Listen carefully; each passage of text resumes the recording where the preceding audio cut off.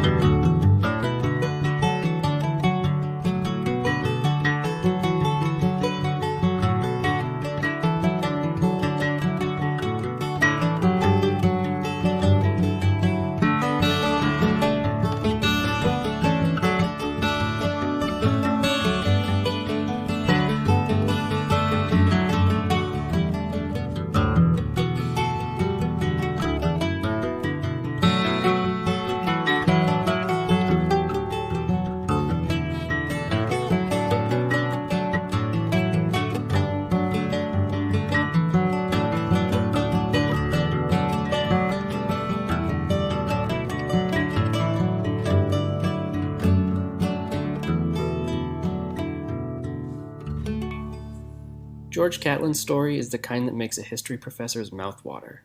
I assume. I'm not a professor, so I don't really know, but it seems reasonable to think.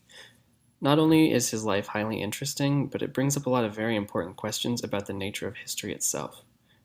At first, his story is interesting and inspiring, but it really quickly becomes deeply complicated and kind of confusing. You know, the kind that makes for a great essay prompt. But before I get ahead of myself, I should start at the beginning. Catlin was born July 26th in Wilkes-Barre, Pennsylvania in 1796. He was the fifth of what would become 14 children, and despite having a talent for sketching at an early age, he would eventually follow in his father's footsteps to become a lawyer. During his childhood, he spent many hours outdoors, exploring the wilderness, hunting, and fishing. You know, the things that kids did before video games and poaching laws. He had another, more peculiar hobby, though. When the young boy wasn't hunting and fishing and exploring, he was looking for Native American artifacts. This interest didn't develop out of thin air. His mother actually would tell him all the time of her encounters with Native Americans, including one particularly intense situation that happened when she and her mother were captured by the Iroquois during a raid in 1778. They were released shortly after the kidnapping, completely unharmed, and she always made sure to push that point through to the young George Catlin. This interest was only kindled when, at 9 years old, Catlin came face to face with an Oneida man in the woods. I can only imagine that his mother's tale and the inaccurate yet very popular image of the dangerous savage was like playing in his mind as he looked up at this large man. And maybe he was expecting to get kidnapped or worse, but the man simply offered out a hand to the boy as a sign of friendship, and as the two parted ways, the course of Catlin's life changed forever.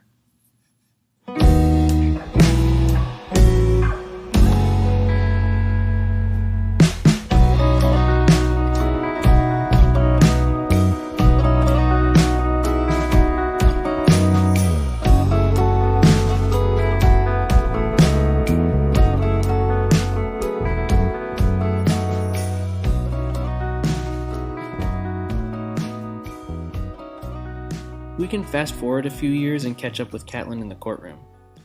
He had started sketching the judges and jury and the accused during hearings, which is not really what you want your lawyer to do. And he felt his passion for the arts calling him away, so he packs up his bags, sold his law books, and moves to Philadelphia to cut his teeth as an artist.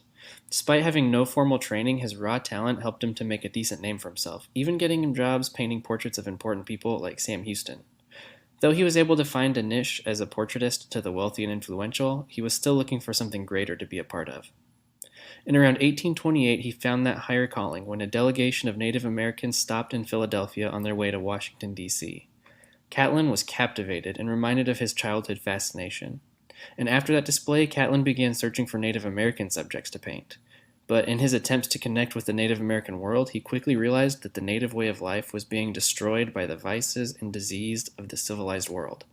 Civilized, in quotes. He felt a passionate call to preserve that way of life through art, and he wrote, "Nothing short of the loss of my life shall prevent me from visiting their country and becoming their historian." So, in 1830, Catlin packed up his bags, packed up his paints, and left Philadelphia and his very brand new wife in his dust.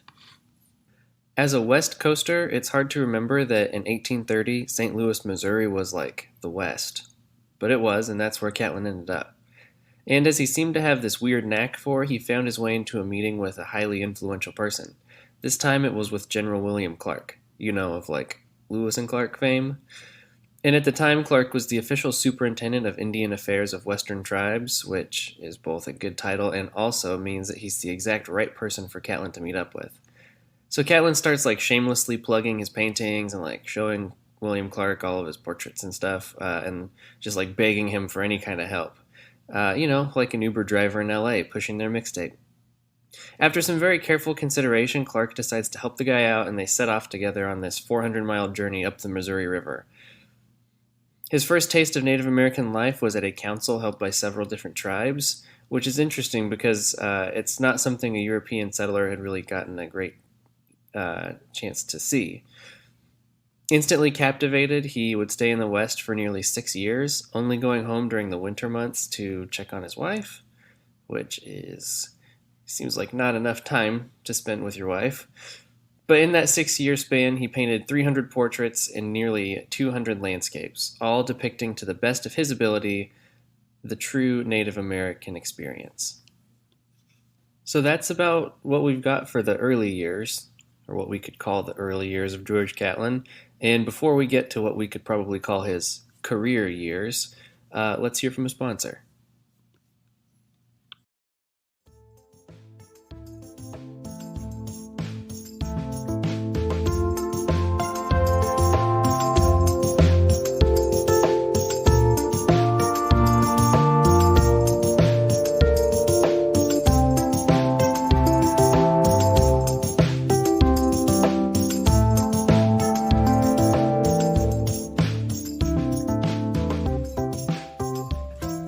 Hey, if you've got good ideas and you want to start a podcast, you should check out Anchor.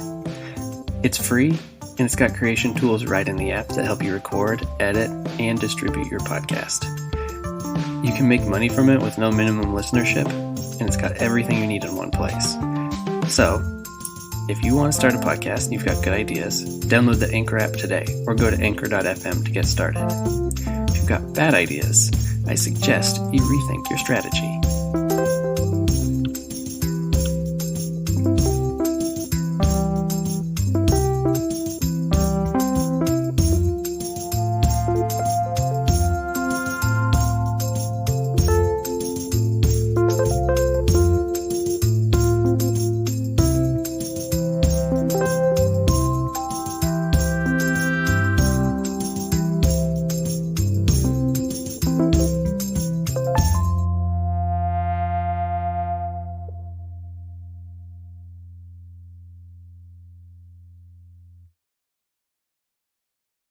Catlin called his gallery a collection of nature's dignitaries, and it was well received by the press, but not critics.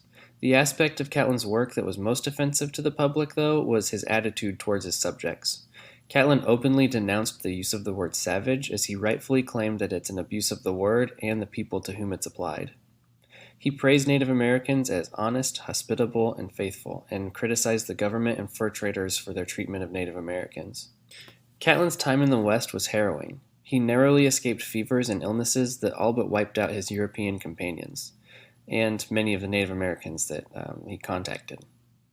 He also traveled 360 miles off course on horseback by himself to find a legendary red gemstone, which to this day is called Catlinite. By the time his western adventure had ended, he had documented 48 different tribes, and of them, he said, "No Indian has ever betrayed me, struck me with a blow, or stole from me a shilling's worth of my property." Despite only being in the wilds for about 6 years, Catlin devoted the rest of his life to this project. After he returned to his family, he immediately began marketing his gallery, with this weird kind of pop-up gallery art circus kind of thing, which would probably kill in Brooklyn, but in 1831 Philadelphia was only like a little bit well received. It actually featured Catlin giving lectures and showing examples of authentic Native American clothing and dance. He had a little bit of success with this model initially, but eventually his gallery ran out of momentum, and falling on hard times, for the first time of many, he tried to sell his collection to the government, and they were not interested at all. Feeling defeated, and as if his American audience was tired of the show, Catlin packed up his family and sailed across the pond to kick off the European tour.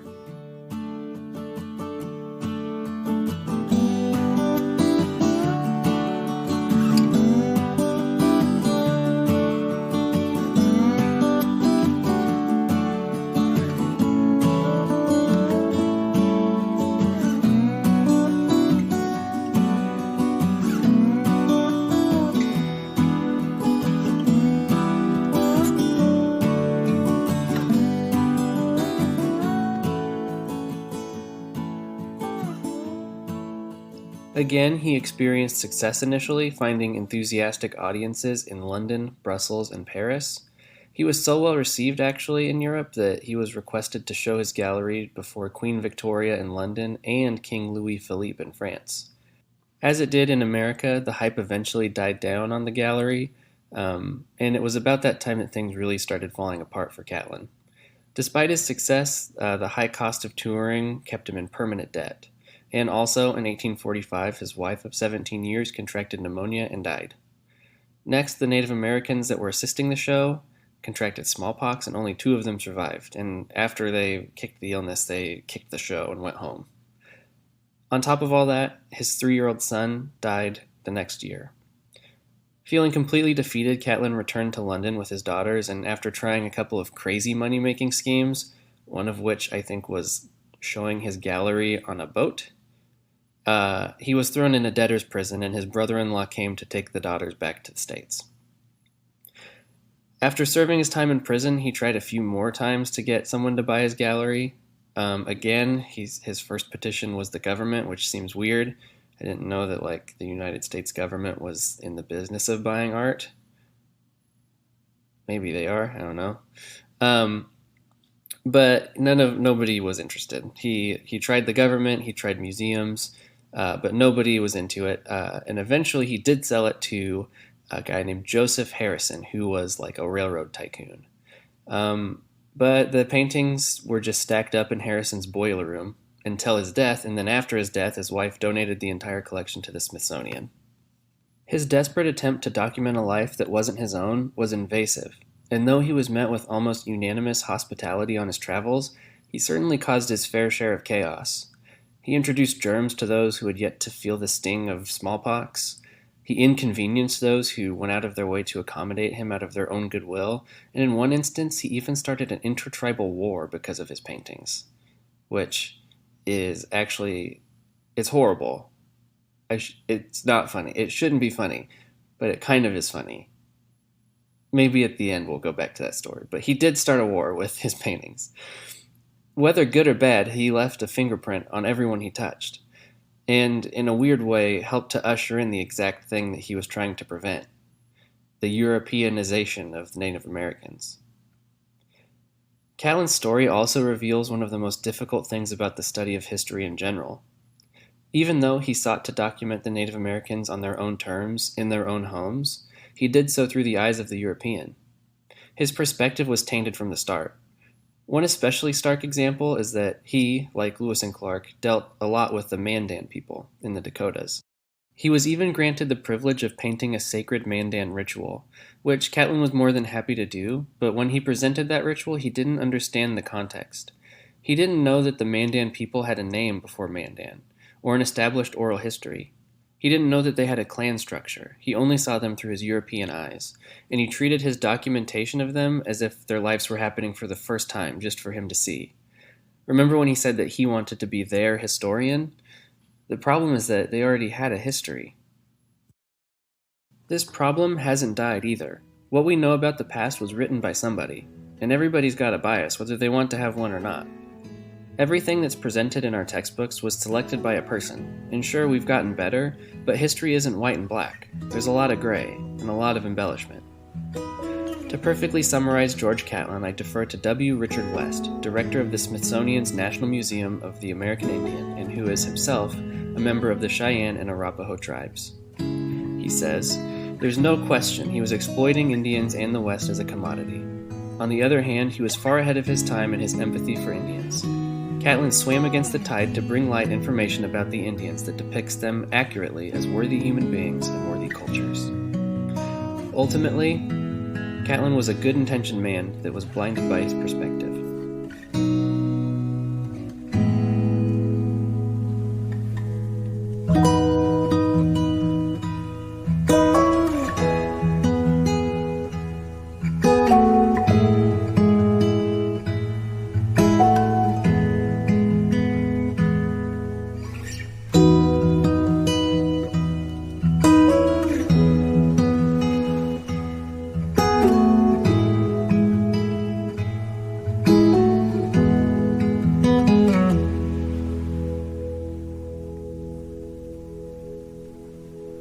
So I guess the next question is, what makes Catlin a worthy person to document and to cover and to read about?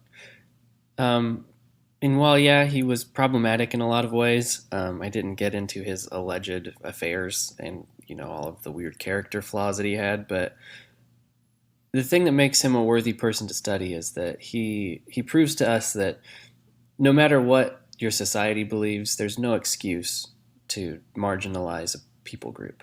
There's no reason that you shouldn't try to break the mold and try to understand the cultures of the people around you, even if your society is telling you that you shouldn't. And for that, I commend him. Despite his flaws and weird obsessions, he proves to us that empathy is universal and timeless. And to get back to that time he started a war, basically he painted a portrait of one chief, and another chief walks up behind him as he's painting and says, "Ha ha ha, you're only half a man now because he painted half of you on this paper." And then that started a war, which is not funny. It shouldn't be funny, but it kind of, in my imagination, it's hilarious. All right, so that's the end of episode 1. That's George Catlin. So I guess with this, remember, be empathetic, and have a good week.